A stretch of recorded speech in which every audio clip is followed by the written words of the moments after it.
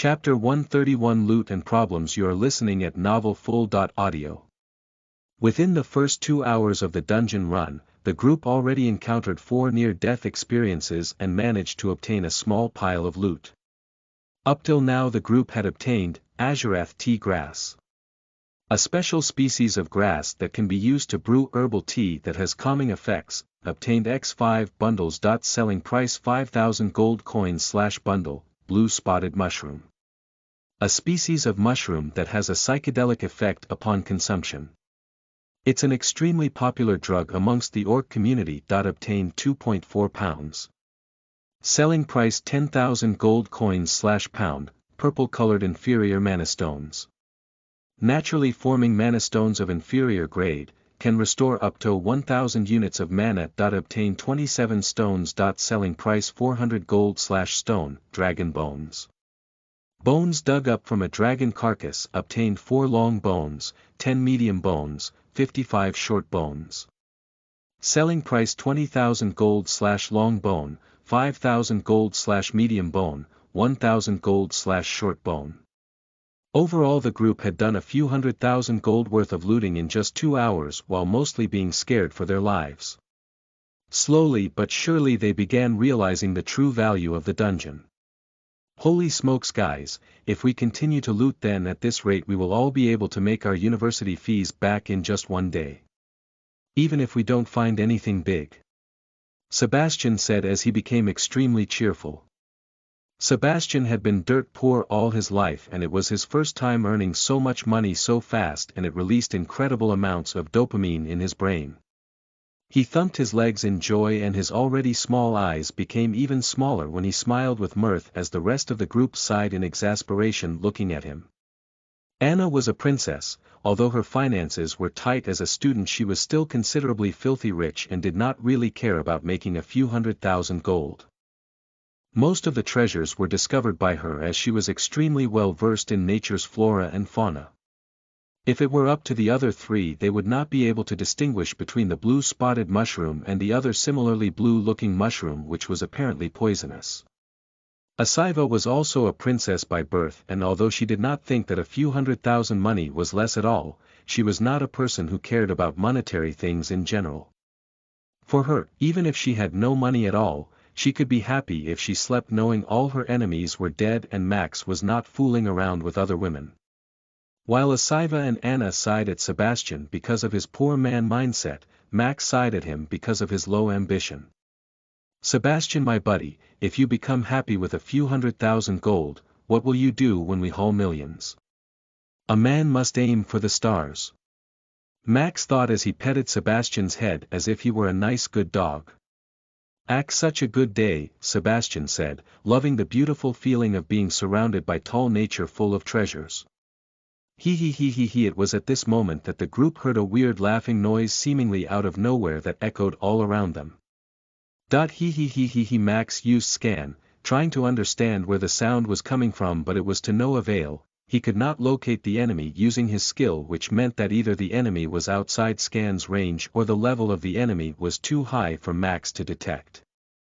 Boys, won't you come play with your big sister? The voice said seductively as the area around them began filling with a layer of thick fog.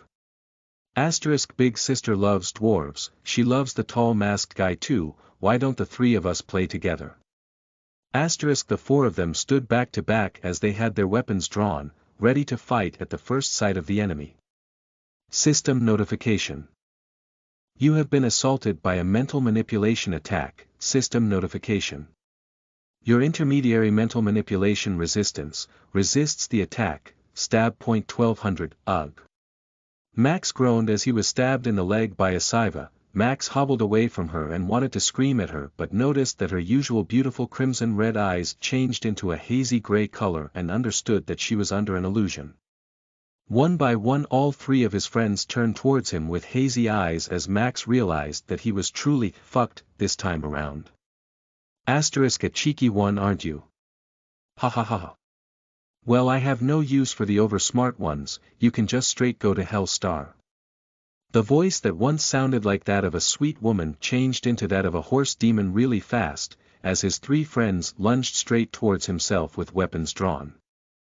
Shit, this is going to be hell, Max thought as he prepared to defend. Meanwhile Rudra, sir, this battleship fleet is flying under Thunder Nation colors. It's a merchant ship with only 2 frigate-class defensive battleships to accompany them. We can take them out quickly if you order us to do so. An earthen soldier reported to Rudra as Rudra stroked his chin and looked at the passing merchant convoy with interest. No need to use our battleships, I'll handle this one myself. Prepare to decompress the release chamber, I'll go out into space and deal with this myself. Rudra ordered as the soldier saluted him and began executing his orders. While a normal human could not resist the cold and the vacuum of space, Rudra had transcended that threshold long ago, and to him deep space was no longer a challenge. Mana flowed freely throughout the universe, even through deep space, and he being a god only needed mana for sustenance now and nothing else. Walking out of the decompression chamber, Rudra unsheathed his 2 swords as in just 2 casual strikes he sliced the 2 frigate-class defensive ships in half, destroying the defenses of the merchant caravan. The attack was an ambush and came out of nowhere as the entire merchant caravan was caught off guard when they saw their guard ships blow up in smithereens. Who dares attack Lord Thor's vessels? Wondered the merchant leader as he tried to look on the radar for enemies. However, to his surprise only found one small man. This is a hostile situation, please proceed to land on the coordinates I send you. The moment you try to run or change course, I will obliterate your entire fleet. Rudra said through mana voice as it propagated even through deep space. These are Lord Thor's vessels, just who do you think you are to challenge his underlings? The merchant leader asked in his boldest voice, hoping that Thor's name would deter the enemy. His granddaddy. Rudra replied as he slashed his sword and destroyed the lead ship where the question arose from. The remaining 11 ships in the fleet felt goosebumps arise on their skin when they saw this scene, as they realized that the other party was a god that was not to be offended. They complied on the surface, heading towards the coordinates Rudra wanted them to be diverted towards. However, thinking that they were smarter than the greatest mastermind, they sent an SOS signal for help to the Thunder Nation patrol fleet asking for backup, not understanding that it was Rudra's ploy all along. /////A/N. Bonus chapter for hitting the GT target. Good job everyone. ////. Chapter 132 Finding the culprit. You are listening at novelfull.audio. Oh come on Sebastian, Max said as he tried to shake the dwarf off from biting his leg. Currently, Max was fighting his own teammates, and although he could easily hold his own against the 3 of them because they did not fight like themselves but rather like robots, Max was finding it hard to not accidentally kill them. He sincerely did not want his friends to be sent back by his own sword, and hence he was trying his best to just dodge and block while not hurting them. This won't do, I need to find the caster of the mental manipulation spell and somehow bring the fight to it. I can't keep dodging them forever, Max thought as he barely dodged a dagger thrown by a Siva that was aimed at his eyes. Hey! Siv, you love my red eyes, gosh. Max complained as he decided enough was enough and summoned his nether beasts. A woo, smack. The moment Max summoned his nether beasts for the first time ever, one of them, which looked like the alpha, started to howl, and Max immediately gave it a tight smack on the head.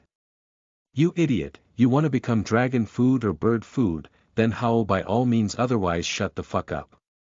Max admonished the beast as it whimpered, facing the wrath of its master. 450, God damn it Anna. Max complained as he pulled the arrow out of his armor. Although Max did not notice it at the moment, the arrow came out of his body clean without a trace of blood on it, even though it had slightly nicked his skin. This was because of his intermediate blood loss resistance and his fast improving constitution. You 3, play with the dwarf and don't bite. 10 of you scatter and find the caster of this mental manipulation, the rest of you keep ramming into them when they are about to launch a projectile, Max said as he gave the nether beasts their orders. Immediately the nether beasts scattered according to Max's instructions, and the fight suddenly became much easier for Max to approach.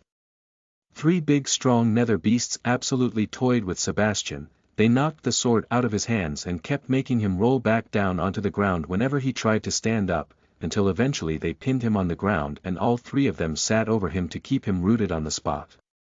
Sebastian flailed his short legs and arms to no avail, with his center of mass being so perfectly centered at his core, he was hard-pressed to move under the weight of the beasts. Anna and Asiva also started to face some trouble, until they decided to ignore Max outright and focus on killing the nether beasts first. "Ack, filthy creatures, get away from me!" A shout was heard by Max coming from a few hundred meters to his south, as he immediately began sprinting towards the direction the sound came from. The nether beasts had found their target, the caster of the mental manipulation spell, a dangerous little eye-demon. Eye-demon, level 220. A species known for its psychic abilities, it usually lives like a loner and is known to like and display perverse behavior. Its physical attributes are known to be extremely weak. Max looked at the floating eye and cracked his knuckles in anticipation. "You, vampire, stay away from me. Don't get any closer," the eye demon said as it tried to fly away from Max, but it was horribly slow even though it was level 220.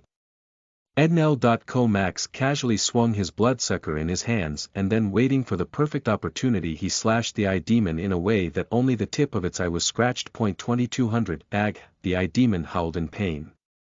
Max knew that the eye demons had a lot of nerve endings on their eyes, and that the slightest damage to their eyes would hurt like hell for them.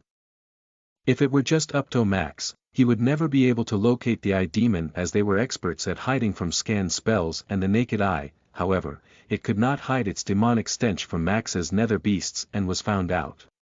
"How dare you enslave my friends," Max said as he jumped onto the eye demon and brought its sorry ass on the ground as he began mercilessly stomping on it. "Suck my balls, stupid demon, bitch," Max said as with every word he spoke he landed a painful stomp on the eye demon as its eye became bloody red and damaged. Eventually Max stomped on it so much and with such force that I popped and the fluid started to leak. System notification. You have killed a tier 3 eye demon, Navia, inside a wild zone. Since you have killed a member of the Dark Faction, EXP reward is increased plus 7,000 EXP. System remark. Your cruelty knows no bounds.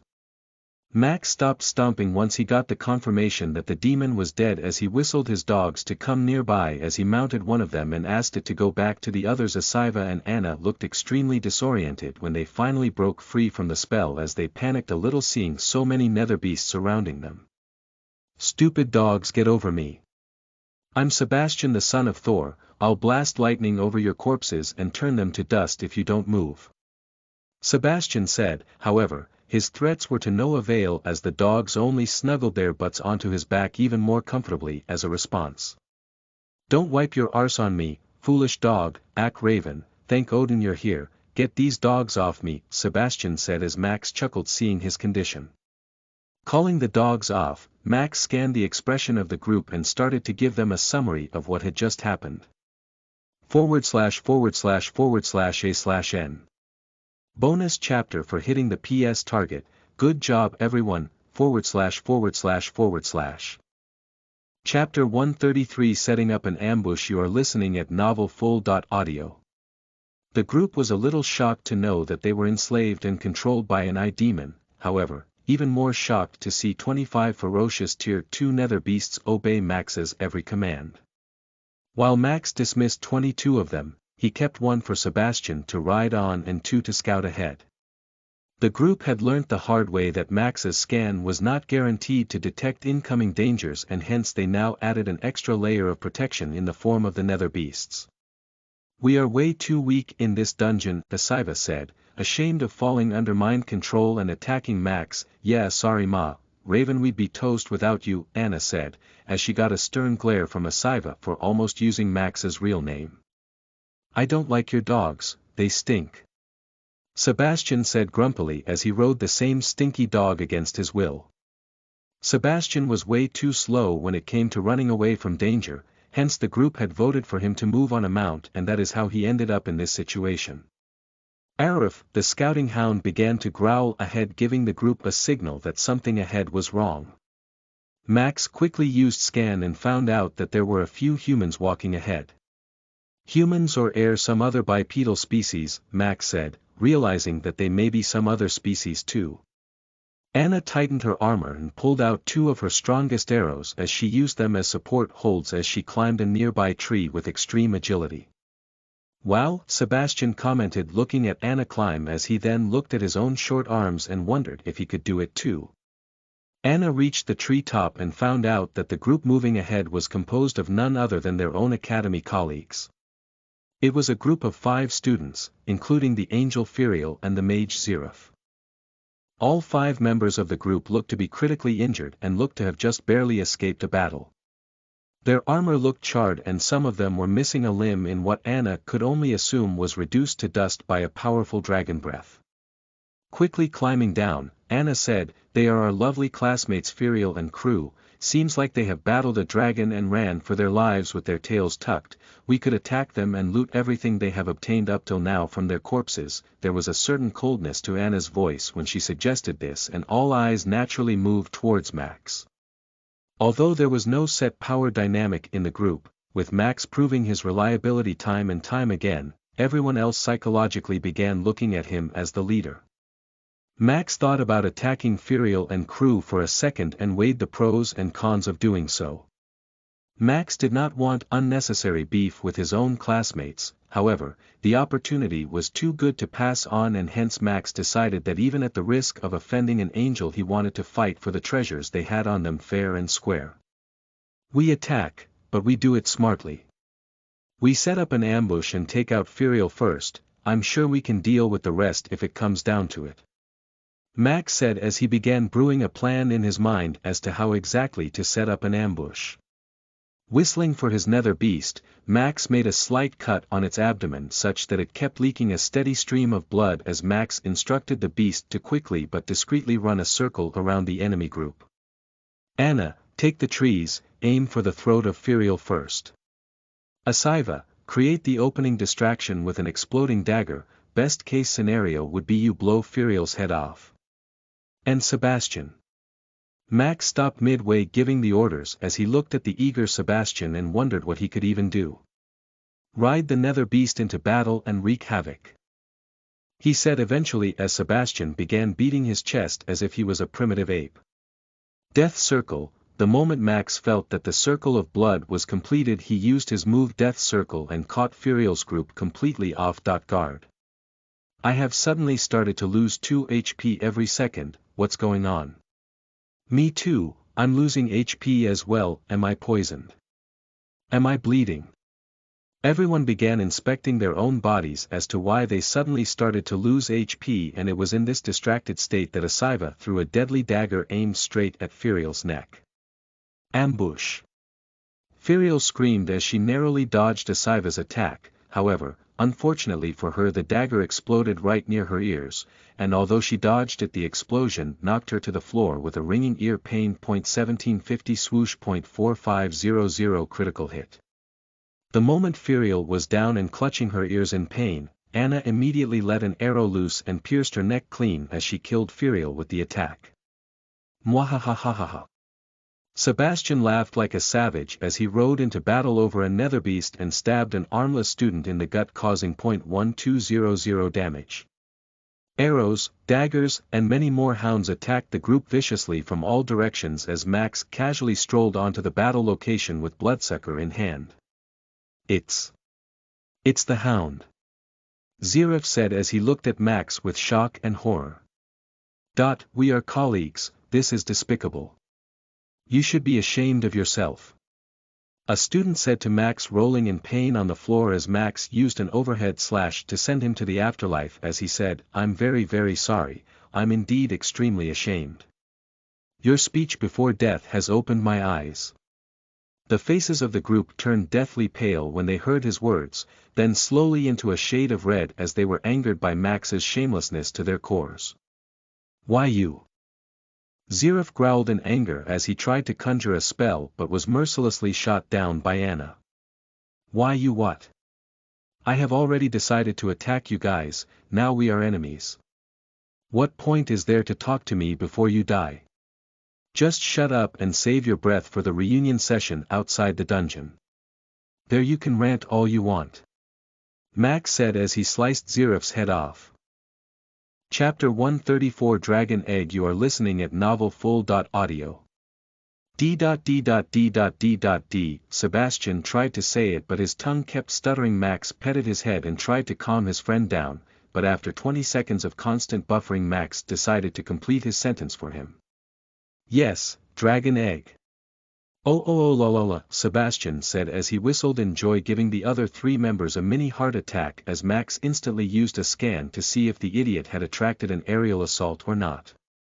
Apparently Furiel's group had been successful in stealing a dragon's egg somehow, however, unfortunately for them, before they could properly heal and regroup they were discovered by Max's group, which took them out when they were at their weakest.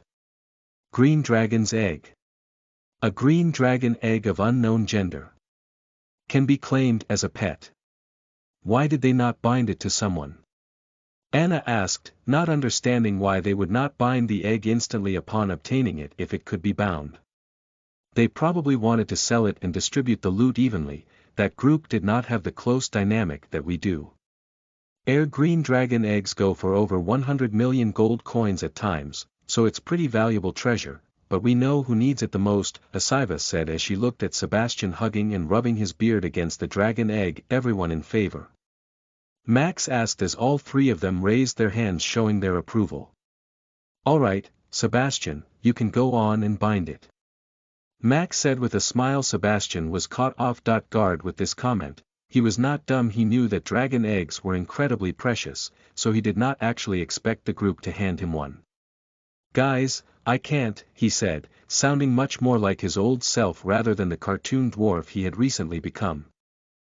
Of course you can, Anna said with a smile as Max and Asiva nodded in approval. Sebastian was moved to tears. He sliced a small nick on his thumb and dripped the blood over the dragon egg as his blood began to sizzle, and a system notification asked him if he wished to bind the egg. Sebastian clicked yes and the egg was immediately moved to his soul space where it was placed in the pet/mount spot. Thank you guys. He said emotionally as a stream of tears went down his eyes. This dragon egg meant a lot more to him than outsiders could ever understand, as after losing his body, his ability to fight properly and his confidence, it was the only way he could see himself having some combat potential, which was by being a dragon master. Asiva silently squeezed Max's hand as she let out a rare smile, while Anna hugged both of them as she could not help but shed a tear. Slowly but surely, the group felt more and more like a family to her rather than just friends, and it was because of selfless moments like these when the group looked out for each other rather than aiming for selfish interests that they could trust each other to have their backs with their eyes closed. I promise, I'll get one dragon egg for all of you. Even if we can't get more from this dungeon, I'll make the money required through hard work and pay you guys back for this favor, Sebastian said emotionally. Whoa, easy there big guy, there are no favors here. Also snot is literally hanging from your nose, it's disgusting, Max said as Sebastian smudged it into his beard and said, hugs. The other three looked at his snotty beard and replied together, no thank you. While the dragon egg was undoubtedly the main loot, the group also got some small and big items totaling about 500k gold coins, and all in all it was not a bad haul at all. I wonder how they stole it. Anna said as the group continued on their journey. For Anna, who was scared of facing tier 3 creatures in the forest, she could not comprehend how one was actually successful in stealing an actual dragon egg. While Max did not know the exact answer to this, he knew that if opportunity presented itself he would undoubtedly go for stealing a dragon egg himself, even if it was extremely risky to do so. Meanwhile Rudra smiled when he saw 2 tier 6 gods arrive with a fleet of 5 destroyer-class ships and 17 frigates to save the merchant group he had taken hostile. So the idiots have taken the bait, he said as he chilled on the cold exterior of the merchant ship, observing the enemy arrive at terminal speed. This is the border patrol of the Thunder Nation. You have been surrounded, surrender now and you will be guaranteed a fair trial. Resist and you will be terminated. A loud voice permeated through space as Rudra yawned in response. Envy, so the Terminators are here. Yay! He said, clapping his hands as the enemy tried to inspect Rudra's identity but failed. I'm God Hirshir, the god of the Dumacan planet, surrender now my fellow lord, I will personally guarantee a light fine for your crime. The Thunder Nation does not unnecessarily make enemies of gods. I'm sure you must have had your reason to attack our ships, but we cannot let this transgression go. Come back with us restrained and we will work out whatever problem you have. If you need money or divine essence, it can always be supplied in return for service. A voice said from inside a battleship and Rudra nodded in response. The man seemed kind and Rudra almost felt regretful for he was about to kill him, but since the other party had shown him respect he decided to give him a chance. You are a kind man, turn back now with your ship and live. Come forward 100 meters more, you die. Rudra said as he presented his ultimatum. Hirshir felt uneasy. Rudra's confidence was uncanny and from his demeanor Hirshir knew that it was not a bluff. Turn around.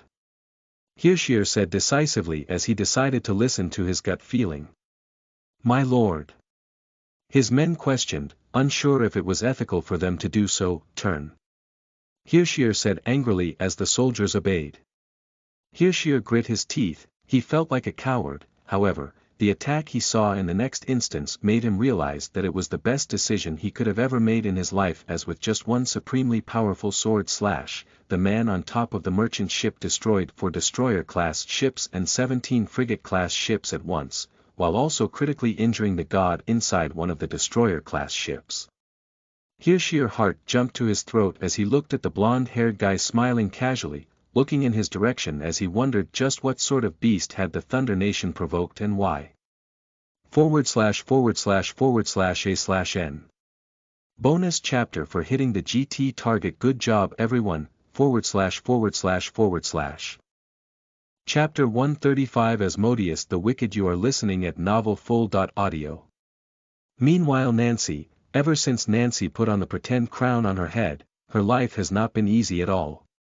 Over the last 3 days she had been fighting battles non-stop against fellow dragon clans to protect the life of her child. The lower-ranking dragons tried to sneakily enter her cave in human form to try and steal her baby, however, an alert Nancy sniffed them out and burnt them to ashes. It had been only 3 days but the burden of the crown on her head felt extremely heavy as she had not caught a wink of sleep in over 80 hours. Grow up healthy my child, she thought as she incubated her egg with her warmth. The small egg that rubbed against her belly provided her with all the strength and courage she needed to fight against the world if need be. Just as Nancy thought about catching a wink of sleep she once again felt an intruder wander into her cave. This cave is too dark, I don't think a dragon would live here. A dark faction scout murmured to himself as he tried to discern if there were signs of life from inside the dark cave. There was zero visibility inside the cave and without any light creating objects or fire producing spells on him, the scout was forced to use his senses other than his eyes to collect information. Usually there would be a strong stench of blood at the entrance of a cave if a dragon was using it as their base. This was because unlike lower beasts like wolves and lions who marked their territory with urine and feces, dragons marked their territory with the blood of their enemies. Just to be sure, the man used a scan spell, however, his tier 2 spell could never detect a god tier dragon like Nancy. I guess nobody is here, the man said as he looked around and confirmed that there were indeed no signs of life as he lowered his fly and took out his wiener as he planned to take a leak before going on his way. Dragon breath. The man had just started to whistle and was waiting for the piss to come out, but before a single drop could materialize the man was turned to dust. Nancy looked angrily towards the man's remains as she laid her head back and closed her eyes. Initially she had not planned to kill the man and would have let him leave, but she could not tolerate the man taking a leak in her cave in the off chance that his urine gave her baby any infections. Meanwhile Rhea, the dragon monarch, had made her own burrow underground and was unexpectedly sharing an underground cave with an interesting turtle. The turtle was very peaceful and could look through her red dragon disguise in a glance, which meant that his identity was most likely not simple. However, the old turtle made no threats towards her or her baby and continued to live his life in peace, which was why Rhea tolerated his presence around herself. Although the turtle himself was a vegetarian, he not only brought her prey but also medicinal herbs that would help her recover her internal injuries.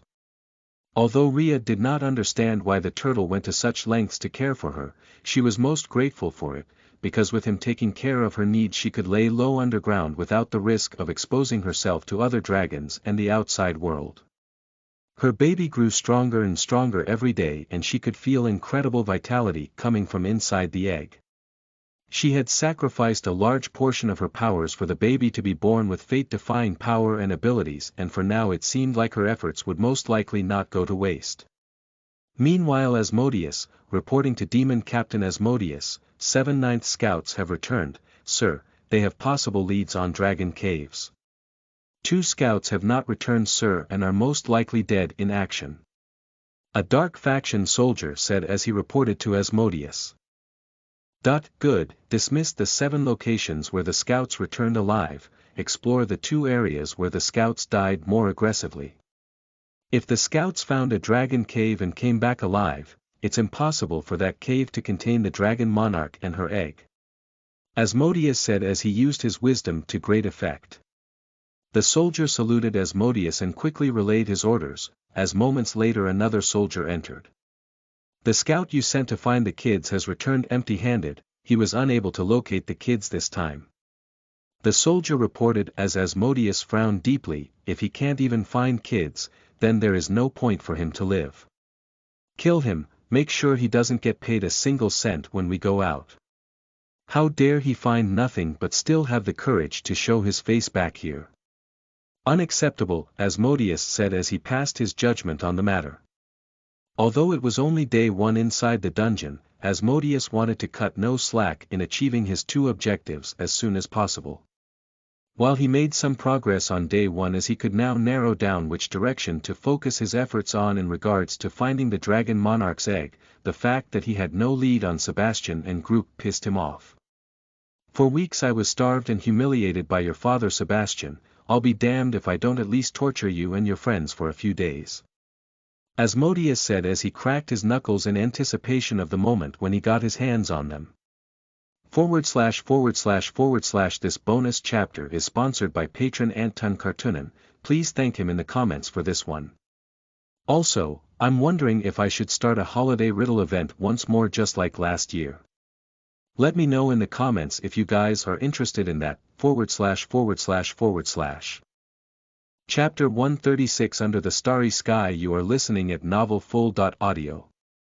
Sebastian, you are not physically incubating the egg. You don't need to sleep with 2 blankets on if you are feeling too warm, Max said, clearly annoyed that Sebastian had stolen his blanket for no reason at all.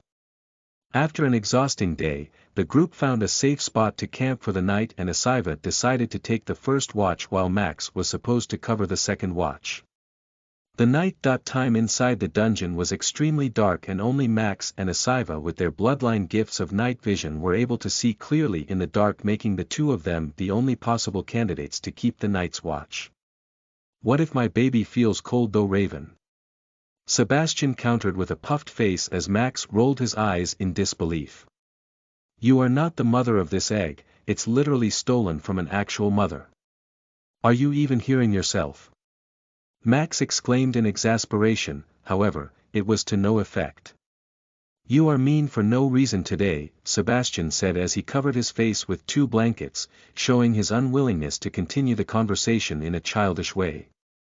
2-year-olds, I'm dealing with a 2-year-old, Max groaned in complaint as he decided that since without his blanket he would struggle to sleep, he would rather give up on sleeping and be on patrol with Asiva, at least that way he would be useful. Hey, you can go to sleep, Sebastian is behaving like a child and has snatched my blanket. I'll take the watch, Max said to Asiva as he scratched his ear. You know, Smarty, you can always borrow my blanket, Asiva said as Max gasped in an "oh," and realized his foolishness. Max sat beside Asiva looking toward the night sky above as he slowly unbuttoned his robe up till the last button exposing, took off his gloves and his mask, setting them free after a long day. Doviko, ag much better, Max moaned in ecstasy as he felt the cool breeze run over his body. Asiva blushed a little seeing Max's bare chest. She wondered if he was doing this deliberately to excite her or was he really just uncomfortable in his robes. Either way, she really enjoyed the view and found Max to look extremely sexy at the moment. His serene smiling face looked extremely handsome under the stars. However, one small strand of hair fell just over his eyes and Asiva wanted to move it aside. She reached for the strand of hair, but hesitated midway as she could not make up her mind on whether or not to disturb his serene-looking rest. Eventually, she decided to move it away as she brushed her fingers through his hair, setting them straight once more. Max did not say anything. He did not react negatively to her touch. If anything, his smile just widened. Cute, Asiva thought as she saw Max's bright smile as she felt a little warm inside her chest. When she lost her father, Asiva felt like there was a big hole inside her heart. Her father was the only person who loved her and doted on her unconditionally, and with him gone there was nobody that Asiva could call her own people anymore. That was until Max came into her life. Initially she did not think much of him in their first meeting, but over time she grew familiar with him and now she was in love with him. The idea of confessing her feelings came across her mind several times. However, somehow the usually bold and outspoken Asiva Paredes could not muster the courage to confess her feelings when she really tried to. Asiva subconsciously bit her lip as she stared at Max's manly chest, as the scent of her blood wasped into Max's nose. Hisses Max subconsciously bared his fangs as his primal instincts wanted to feast on that sweet blood, but Max suppressed it as he opened his eyes and looked at Asiva's bleeding lip with concern. "You want medicine?" he asked as Asiva shyly looked away from him. "No," she replied rather aggressively as Max could not understand what happened. "Jesus, she looks red, her face is a tomato, is she angry with me?" Max wondered as he gulped in nervousness, not realizing that she was red from blushing. "I'm weak to the scent of blood, Siv, I would have pounced on you if this was me from a month ago. Thankfully I have a little more self-restraint now," Max said as Asiva pouted. "I wish you did pounce," she said softly and incomprehensibly. If Max was Severus he would have caught her murmur, but unfortunately he did not have such exceptional hearing skills and missed her cue. "Anyways, it's a beautiful night," Max said as he wrapped his arm around Asiva's shoulder and began pointing at stars and making shapes in the sky. Asiva smiled brightly as she joined in on the game, feeling happy that she was being held closely by Max. Despite his thick-headedness, Max could be surprisingly romantic without realizing it sometimes, and Asiva was happy for now with the small bits she got from him. "I'll confess my feelings once we get out of this dungeon for sure," she thought as she pretended to listen to Max drawing an egg with the stars. "A woo," one of Max's nether beasts growled in distance as Max instantly used scan to realize that there was some beast about 80 meters away from their location and was approaching the camp fast. "Wild beast!" Max shouted as he drew his sword ready for a fight. Hearing his alarm, Anna was awake in a jiffy while Sebastian struggled like a fish outside water to untangle himself from his rolled-up blankets. However, the most pissed of the group was Asiva, who glared towards the beast's direction with murderous eyes, for it had ruined a beautiful night for her. //////A/N Bonus chapter for hitting the Power Stone's target. Good job everyone. ///// Chapter 137, A Tough Fight. You are listening at novelfull.audio. HRRRR. The werewolf bared his teeth towards Max and company, only to find himself surrounded by 25 nether beasts baring their teeth towards him. Draconic werewolf. A lesser-found species known for their superior defenses and solo mentality despite being primarily from the werewolf clan. Derek, Draconic werewolf, Tier 3. A neutral faction werewolf player with no titles.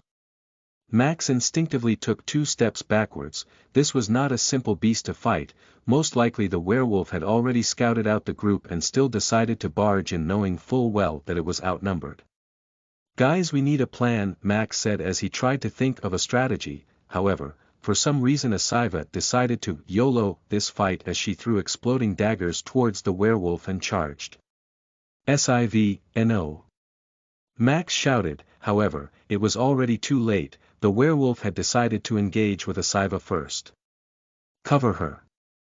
Max shouted so that his nether beasts and Anna both heard the command and sprung into action. "Kid, grab your mask first," Drax said calmly inside Max's mind as he reminded Max that in his hurry to face the intruder he had forgotten to put his mask back on since having discarded it before. Oh shit, Max thought as he rolled over to his mask, first putting it on before returning his attention back to the fight at hand. Asiva was fighting the werewolf tooth and nail. It was as if she hated him with all her passion, almost like the fight was personal. Although the passion was there, she was clearly not strong enough to take on the werewolf, as despite countless nether beasts running interference she could not create any major openings. The werewolf tore through the nether beasts like they were puppies, biting into their necks and tossing them aside like they were trash as it continued to attack Asiva with his paws, trying to rip her head off with one clean stroke. Ag, Sebastian let out a roar as he charged into the Tier 3 werewolf. However, his 4 feet tall body charging at a 15 feet long werewolf was just an hilarious attempt that he was caught in the beast's jaws by his beard and tossed aside like a rag doll as his body slammed into a nearby tree. The only real damage that was being dealt to the massive beast was from Anna, who kept shooting arrows into its gut. However, to her disappointment its hide was unusually thick, and although the arrows landed, they failed to deal major damage.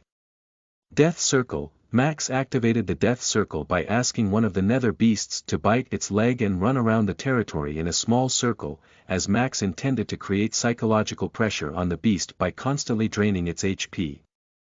The beast began losing HP every second and it looked slightly annoyed as it could not figure out the reason why, but looking at the calm Max staring at himself with his blood-red eyes, the werewolf concluded that he was the perpetrator. "Oh no you don't!" Asiva shouted as she realized that the beast was singling out Max as its target and immediately used illusionary daggers to score a critical hit on the beast. 1200 critical hit.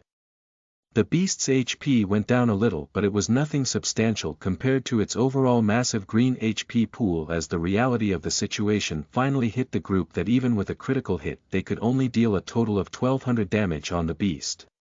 Now the beast's confidence made sense. No wonder it dared to take on the group alone when its defenses were so damn strong.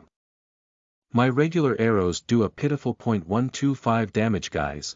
I have to go for the power arrows and the elemental ones, but it will take me time to energize then with mana and shoot, so you might have to hold up till then by yourselves," Anna shouted as Max rolled his eyes at the woman. "It's a werewolf, Anna, it can understand human language, go on. Scream our strategy even louder," Max retorted as he used a fire blast on the beast. 550 GRH. The werewolf growled looking at him and Max felt his heart jump looking at those ugly teeth, so he did what any scared person would do. 550 .550 .550 .550 Max recklessly used all 5 of his fireblast shots back to back as he scared the shit out of the werewolf in the process. 70 .70 .70 .70 .70 Since his fireblast spells were over for the day, he could only reluctantly go for fireballs, and those did a pitiful 0.70 damage on the beast. Using the distraction, Asiva tried to jump on the werewolf from his blind spot as she managed to slam 2 daggers over his spine. 2300 critical hit. 2300 critical hit. The werewolf shook its body violently to throw Asiva off its back as it continued to ram its head into Asiva, knocking her down and winding her as he charged towards Max. Max knew that he had little to no chance of fighting the beast with swordplay. The difference between the beast's speed and Asiva's was not even close, and Asiva was a dagger wielder. If Max, a sword user, thought that he could get a hit on the beast with his long weapon, it would be near suicidal and delusional mentality on his part. Max knew that of all the moves in his arsenal there was only one that could effectively deal with this beast, as after all, even though it was a werewolf, it was still a male werewolf. "Come," Max said as he gripped Bloodsucker tightly and waited for the werewolf to pounce. Max took a low stance, creating an illusion that the moment the beast would jump he would try and stab it from underneath, which was why the werewolf adjusted its trajectory right before jumping as it rammed straight towards Max with a low jump, instead of jumping really high. Max dropped his sword and deliberately crashed onto his back, laying flat on the ground as the werewolf's momentum carried it forward even though it didn't mean to, as it barely passed over Max. Immediately upon landing the werewolf tried to turn, but found himself unable to as it realized that Max had clutched onto a rather sensitive organ of its body. The ball crushing, Max destroyed the male werewolf's manparts with a devastating squeeze right how his master Johnny English had taught him, sending waves of unbearable pain throughout the werewolf's body. 12 600 critical hit. AWOO, the beast roared in pain as it felt both its sacs being turned into mush with the interior organs being probably damaged for life. Also, its HP dropped into a dangerous orange zone. System notification. Your enemy is paralyzed for 5 seconds due to unbearable pain. The beast buckled onto the floor in pain as Max tried to rip the ball sack off its body in one violent pull. Anna, now's your chance to shoot. Max shouted, and right on cue Anna released a powerful mana-enhanced arrow straight into the werewolf's eye, into its brain. 15,000 critical hit. It was a miracle shot, one only possible because the beast was paralyzed, and because of it the group got a highly unlikely victory over a tier 3 beast. System notification. You have killed a neutral tier 3 player of the werewolf race, Derek, inside a wild zone. Since the opposing player is a tier higher than you, the EXP reward is increased. Plus 15,700 EXP. Plus 1430 gold plus 2 high-quality werewolf hides. System remark. Going against someone's man parts is in violation of the bro code. You have failed as a man. System notification, you have gained +1 level. Max read the system notifications and smiled. This was a true miracle win against a stronger opponent in his eyes. Nice shot, Anna, Max complimented as he turned to look towards the werewolf's corpse only to find it to be missing. Ugh, where's the corpse, guys? Max questioned as all eyes turned towards the spot where the werewolf had died moments ago, only to find the body to be missing. The hell? Anna wondered as she looked at the bow in her hand and pinched her skin to make sure she was not dreaming. Max panicked and used a scan only to find nobody in the vicinity.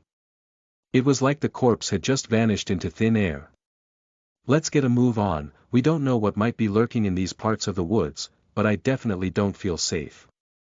Max said as the group quickly gathered their belongings and started moving through the dark forest with little visibility in the night. Meanwhile in the turtle cave, tastes good, is it draconic werewolf meat? Rhea asked as she drank the stew made from draconic werewolf meat and herbs. Yes it is, the old turtle replied in a calm but ragged voice. Rhea wondered how the vegetarian turtle cooked meat so well, but she did not pry into it too much. From what she had observed, the turtle did not even kill a fly even if it pestered him, however, somehow managed to bring food for her every day, with different sorts of wound marks on the body of the dead. Today's draconic werewolf body that he had obtained contained an arrow mark in its head and 2 dagger marks over its back, while its donger was mutilated beyond recognition. Rhea understood very well that it was not the turtle's kill, but somehow he had managed to snatch it from under the party who had defeated it. Every passing hour, a new mystery seemed to surround the turtle. Rhea understood fully well that he was no ordinary character. /////A/N. This bonus chapter has been sponsored by generous patron Cole_Bromley, please thank him in the comments for this one. With his gift we are also very close to hitting the GT target, let's try get it today. ////. Chapter 138 Rudra's Plan. You are listening at novelfull.audio. My lord, the merchants are afraid to travel under our banners. A courtier reported to Thor, who had a deep frown to his face. What kind of a space pirate are we facing? How much damage have they caused? Thor asked, stroking his beard as the bad news was broken down for him. It's not a group, sir, it's a god, certainly not someone we know or already have on our wanted lists, but he is rumored to be at least a mid-tier 6 god and is extremely powerful. As per the report he uses a sword, but you can never be too sure because the report also suggests that he has powerful mage-like abilities. The courtier reported as Thor seemed to be perplexed. How much was the worth of the goods being transferred by the merchant fleet? Thor asked. A few billion gold coins. The courtier replied sheepishly, why would a tier 6 god even care about such a small haul? This makes no sense. Who the F*** made this report? Thor grumbled as clearly this made no sense to him.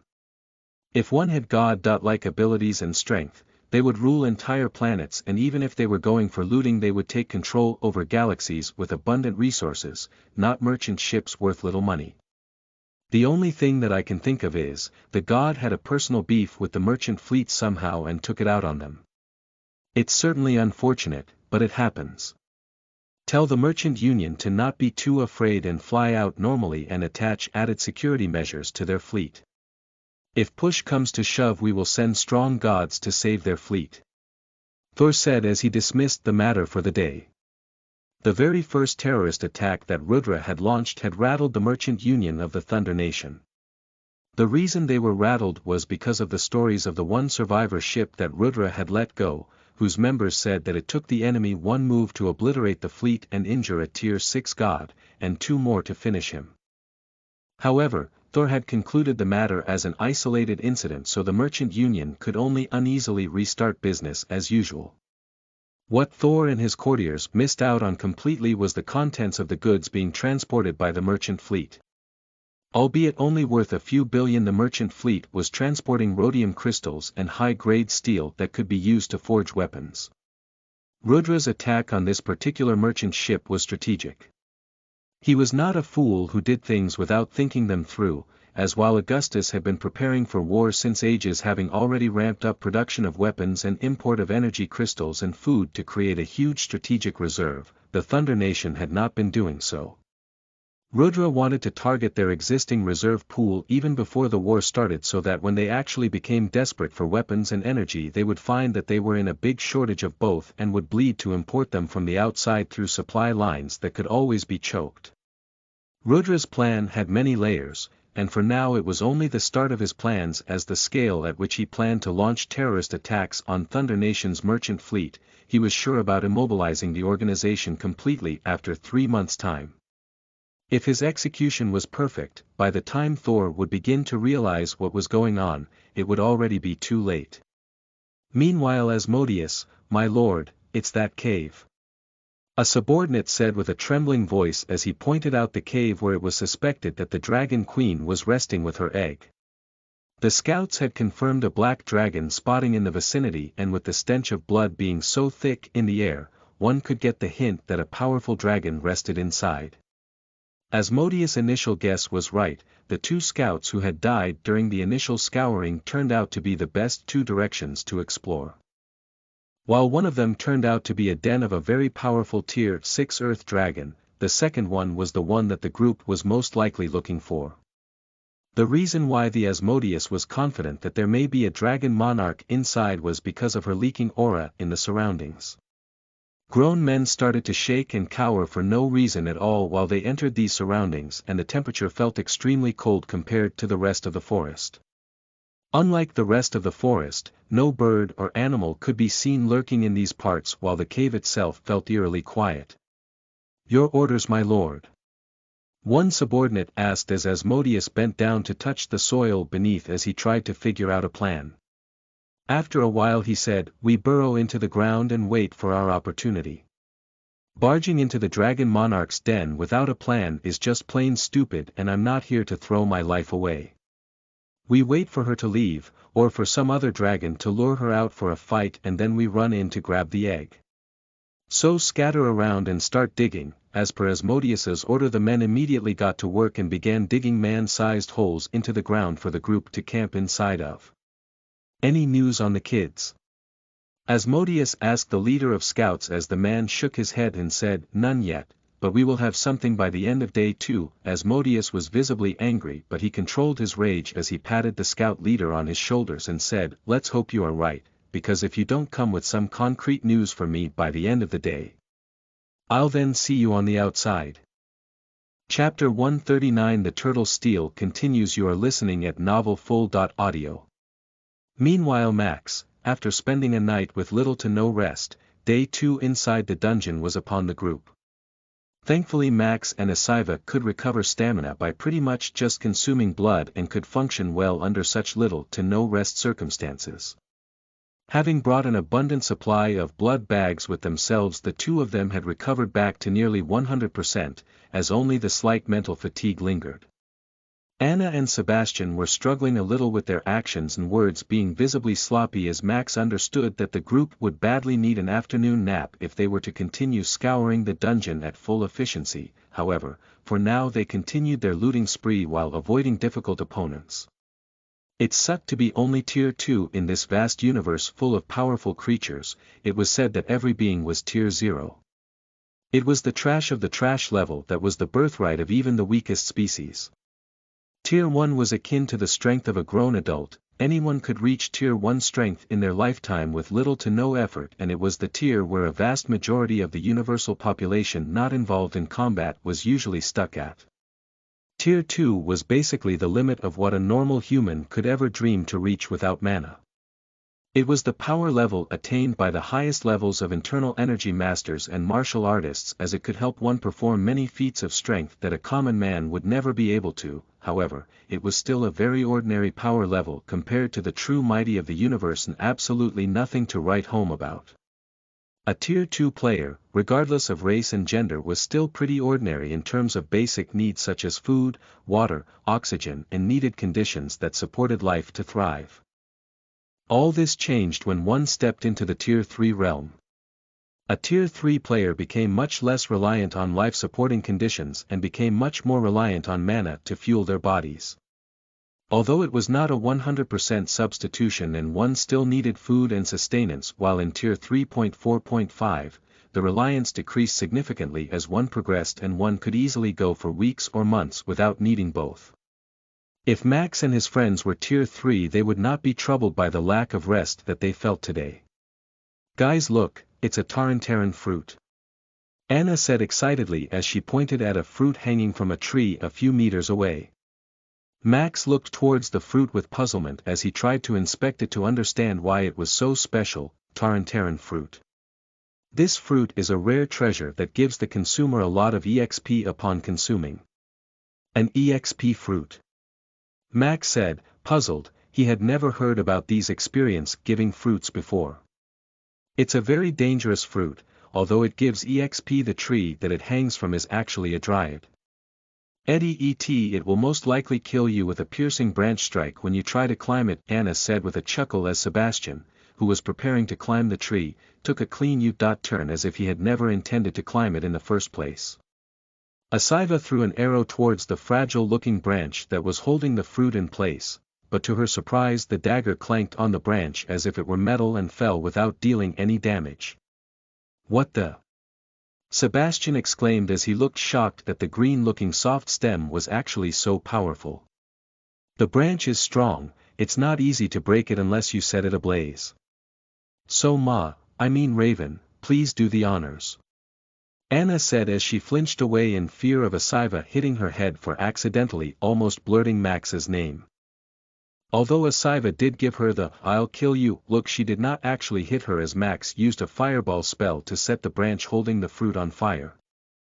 MMMZZZZZ, the tree hummed as its branch eroded to ash and the fruit fell on the ground, small spikes appearing all over its previously smooth trunk. "Thankfully, this dryad can't move yet, otherwise we would be in big trouble," said Anna as she bent over to pick the fruit. However, just as she was about to pick the fruit up, she felt a breeze of wind brush past her as before she could grab it up the fruit had disappeared from the ground below. "Guys, it happened again. It happened again. The fruit, it's gone, it's gone. I had just bent over to get it, but it's gone from between my fingers. What's happening?" Anna said, freaking out as the rest of the group was also suddenly alarmed as to how this could happen. All of them felt the gust of wind passing by, however, none of them could even see a shadow indicative of someone stealing the fruit fast and running away, which perplexed them even more. "Look at the floor, Max, the dirt show a trail of footprints, looks like turtle feet to me," Drax said in Max's mind as Max looked down below to find a faint trace of turtle feet-like pattern on the soil. "Guys, check these footprints out, although I'm not sure if they were here before we came or if they are fresh. looks like a turtle is stealing our loot to me. Max said as he pointed towards the ground.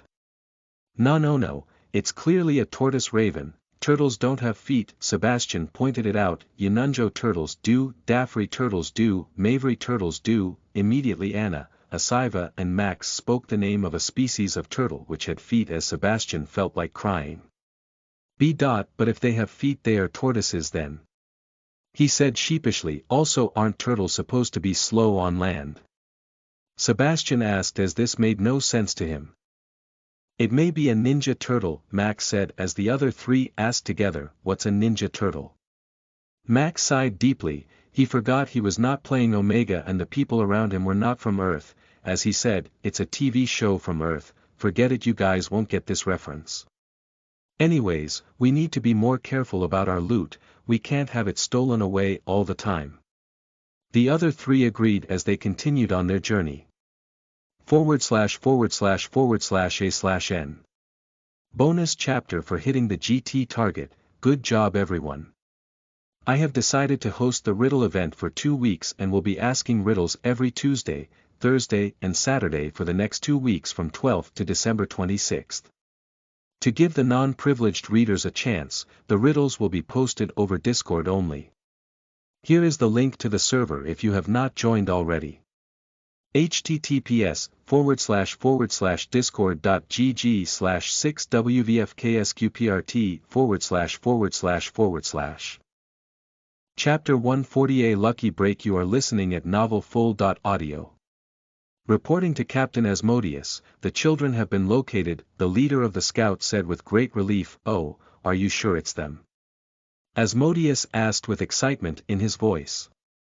The scout who reported it said the kids were traveling in a group of 4.